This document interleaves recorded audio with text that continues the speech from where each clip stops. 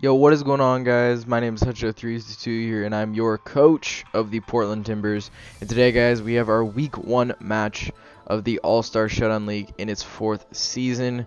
And yeah, let's without further ado, let's go ahead and start talking about this. But yeah, we are playing against the BC Bibarels, coached by TG, or the Great One. And if you guys have not seen so already, or have seen it yet, please go check out in the description down below. There will be the team builder. It'll also be in the ASL Season 4 playlist. So, a little bit of history about this match. So basically, last season, my championship run, I played TG in the semifinals after losing to him 4-0 previously in the season. And we actually picked up a victory there with a Rindoberry Hapowdon. If you guys have not seen that game yet, it's an absolutely fantastic game. But we're here today, and we're gonna try and do what we can, and trying to get a pick of a week 1 dub, because that really sets a tone for the season. And that's really where I would like to be heading into week 2. But again, if you have not seen the team builder, I'm going to go ahead and run quickly through my team. So basically, we have a Dark NEMZ Thunderous. We have a specially defensive Skuntank. We have a specially defensive Flareon. We have a all-out attacking. I think it's called Megalopony, whatever the terminology is. We have a mixed. We have a offensive and defensive. It's like it's an offensive crest. We'll call it an offensive crest. And we have a Rock Setter Hippowdon with max attack, max HP. So, as I said briefly in the team builder, my game plan was wanting to lead with Piloswine. I don't actually remember if I did lead with Piloswine. I either led with Piloswine or Thunderous, but because if I lead with Piloswine, the only thing that really threatens me out is Tapu Fini. But looking at his team, he did not bring the Zygarde, which I'm happy about. That's basically all that. That's all he didn't bring from his tier A. And then he brought Machamp and Manectric, which I both expected to be swap-ins to the Thunderous. But I think the Machamp is going to be Assault Vest. I know the sets, but whatever. I think it's going to be Assault Vest, and that Manectric is going to be more of an offensive variant. The Mew and the Finny definitely look defensive. Whether that's a Calm Mind Finny, I'm not too sure. And Volcarona definitely looking like a setup or a choice Scarfer, so that could be a little bit interesting. But without further ado, let's go ahead and hop right into this match. So first turn, I do lead with my Thunderous Therian, as out comes the Mew, and I just want a U-turn. I could have fired off a Dark NEMZ. It had a chance to kill. It was 94 to 111 if he was physically defensive, which I figured he was for my Megalopony. I just did not want to risk that, because if I mispredict and he gets too soft-boiled, if he gets a soft boil up later in the match, that's going to be absolutely detrimental. So I'm just going to go out into my Skuntank. I don't think he's going to Willow here, and he actually goes for the Psychic, which is very, very nice. He's going to show out to be leftover, so confirming my suspicions that he's going to be a defensive Mew. And he goes into Machamp on my Crunch.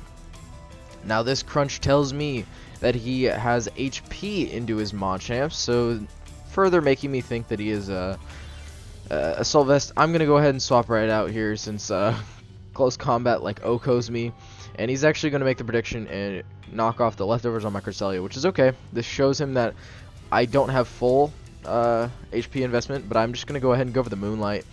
It's a pretty safe play, and I'm going to go ahead and swap out into this Skuntank, as he's going to go for the Nature's Madness. I swapped out for the sheer reason that he can Toxic me, just because I'm levitating above the Misty Terrain.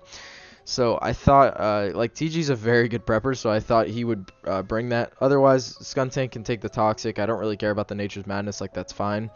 And he's going to go ahead and swap right out into the Machamp, as I go ahead and go for the Poison Jab, since Poison Jab followed by this Play Rough is going to be able to knock out the Machamp, which is absolutely fantastic. Skuntail claiming its first kill of the season, as it went 0-5 last season, so very nice to see. And that's important, because I think he was Assault Vest. And with that being said, now he lost his response to the Machamp, or to my Thunderous. If this is an offensive Manectric, for all I know, I haven't seen it yet, so it could be Assault Vest to take on my Thunderous, but that clears the way for Thunderous at least. So I'm going to go ahead and swap out here. Piloswine is a very free play, as he's just going to go for the Volt Switch as I get that play correct. If he did predict me and go for the Overheat, it wouldn't do that much. And I'm just going to go ahead and get up my Stealth Rocks. So Piloswine doing what it needs to, and I really don't want to take a Will-O-Wisp with my Ice Shard in the back. So I'm just going to go into my Skuntank, because he's going to set up his own rocks, which I'm 100% okay with, because I can Defog, I can Crunch, whatever. And he is going to go for the Will-O-Wisp, so there it is. Not the end of the world. I know my Crunches are going to do next to nothing now, but Flareon can always Heal Bell them later. I just kind of want to get rid of the rocks before that happens. As I go ahead and I go into Flareon, so that's what I was going to do there. Because I also wall him, but out comes Finneon, my Flareon, and I can take a Surf if he's defensive. I don't really want to, so I believe I just go straight back into my Skuntank. Yeah, I go straight back into my Skuntank, as he's going to go for the Nature's Madness, and he is going to reveal his leftovers, but I think he's already revealed, but he's going to go for the Moonblast, and that's important because I actually put enough speed on this Skuntank to outspeed a Finny with 8 speed. So he might be a more offensive, one sec, let me take Skuntank off here. But he might be a more offensive variant of this Tapu Fini.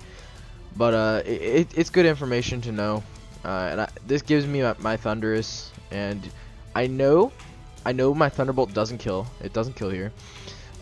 He also can, the only thing that kills me is Ice Beam. And I don't think he has Ice Beam. He showed Moonblast and Nature's Madness. It makes me think that his last moves are Surf and Defog. So I'm just going to go for the Thunderbolt, fire it off, and he's going to go for the Defog, which I was so happy about that he just defogged, because I was going to have to do that later in the match. So, well, I actually didn't have access to do that anymore. So Thunderous is going to go ahead and get the Thunderbolt kill, and he's going to go out to Mew. And at this point, I was like, do I just do it? Because at the turn before, I was like, he's probably gonna go Volcarona, and I don't know what I do at that point. It gets scary because then I have to go to Flareon and stuff like that. But Darkinium Z guaranteed kills if he's physically defensive. He has to have a decent amount of special defense to actually live this, or to have the roll in his favor to live this. He needs like max. But up until this point, I have played this Thunderous like it was Choice Scarfed. From you turning it turn 1, so I was like, oh, he probably thinks I'm Choice Scarf. Let's just stay in, baby. And we're gonna fire off that Darkinium Z. Oh, it's time. Ooh, come to my void. And down goes the Mew. Thunderous picking up its 2nd kill in the match, and we are looking very good right now. So Serp comes out as it lives every single hit. It even lives a Sludge Wave. I know 2 HP Ices will probably kill him, and I know 2 Leaf Storms will probably kill me.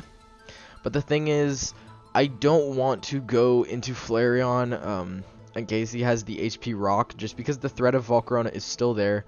And Cresselia can maybe live 2 Leaf Storms. It's close, so I'm just going to stay in. I figured Thunderous doesn't outspeed anything anymore anyways. I'm just going to get a really big Hidden Power Ice off. And my Thunderous is going to go down to the Giga Drain. So, that was very important though. That is not in vain. I'm going to go to my Piloswine, but what that did is it told me he had Leaf Storm, which I expected. It told me he had Giga Drain, which means he has no room to be Sub-Seed and have a Hidden Power, because I think he needs Hidden Power Rock or Hidden Power Ground or something like that. So that's very important. It showed me he's Life Orb, so yeah, Thunderous didn't really outspeed anything. It was kind of set up fodder for Volcarona. Manectric outspeeds it. Superior outspeeds it. I just figured it was time for Thunderous to go down. It got 2 kills. It did what it needed to. It killed Finny and it killed Mew. It ripped through his defensive core, which I was very happy with. So I'm going to go to Piloswine, and the roll to kill, if he has 0 HP, which I thought he had 0 HP, it does 43% min. If he does have HP, he told me he had 96 HP. So it could throw a wrench in the plan. He has 96 HP, but it is a very good roll for me to kill. It is 40 min, 40 to 47. So we're gonna go ahead, or no, it's 39 min. So we're gonna go ahead and see what happens, and we're actually gonna get basically the min roll, and he's gonna go ahead and Giga Drain us, and that's scary. That's very scary. Like, Hold up, let me let Piloswine drop. Like, I understand I could have gone Megalopony. It's just, the thing is, I wanted that Piloswine to kill. I mean, the Ice Shard was likely going to kill. Like, he needed every last bit of that HP to live that. Yeah, it wasn't the smartest move, hindsight, just because Megalopony does guaranteed kill with the Ice Punch. But the thing is, if he was Scarf of Volcarona, which for all I know, it could be Scarf Volcarona at this point, I didn't want to be in Megalopony because then it puts me in a tough situation. Whereas if I go Piloswine, I kill with Ice Shard, I live anything from Manectric, and I live anything from Volcarona, and I can OHKO both of those, assuming that they aren't Shuka or Chardy, respectively. So that's why I made that play. But he's sitting at 56, so I just said, screw it, let's go to Megalopony. Cinnabunny is here. And I basically just get to click return. It's my freest play. He's going to go into Volcarona. I'm very scared. Please do not Flame Body, or I just fake out, because, hold up, let's go back. So hold up, one sec. Just kill me, and then we'll talk about this.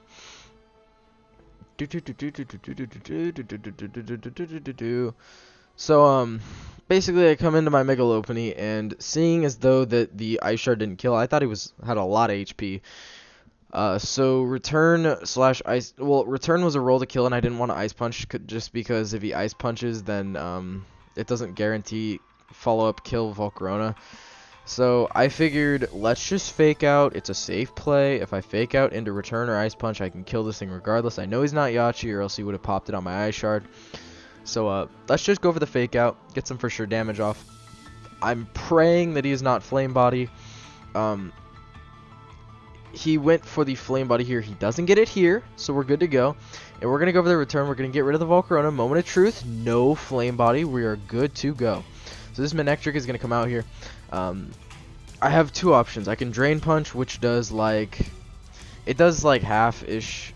I just want to return because return has a chance to kill if he's hasty for some weird reason and he wants to run like Crunch for Cresselia. It has a chance to kill, so I'm just like, yeet.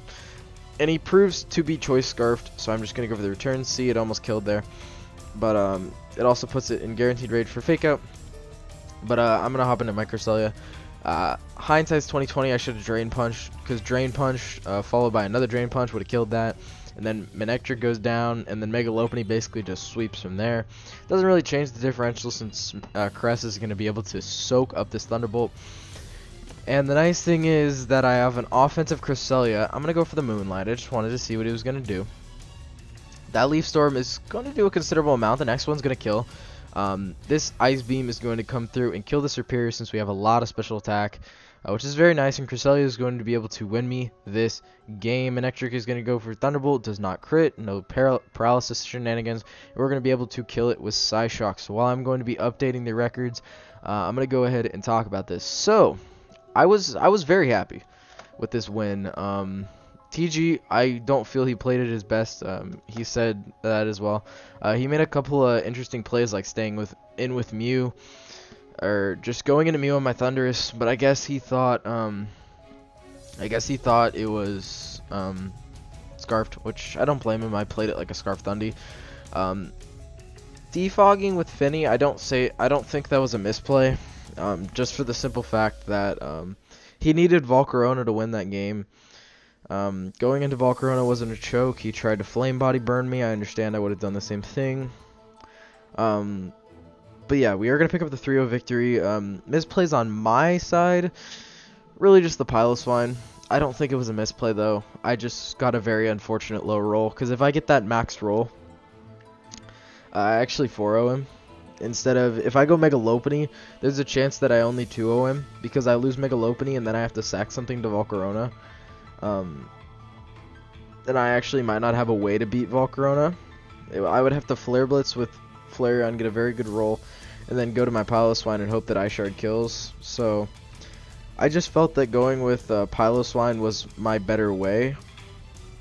But fortunately, we were able to pick up the win. 3-0 feels good on week 1 to get a 3-0 victory.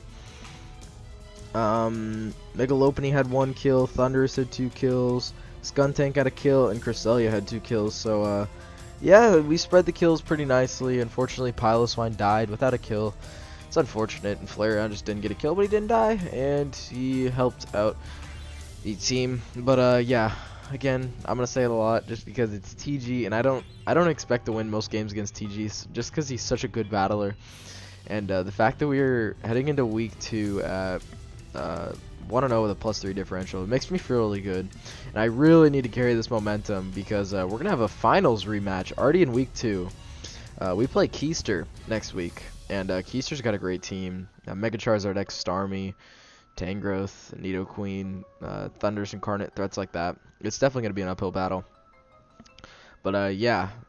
Thank you all for watching, and I hope you guys are going to be continuing to root for the Portland Timbers in the 4th season of the ASL.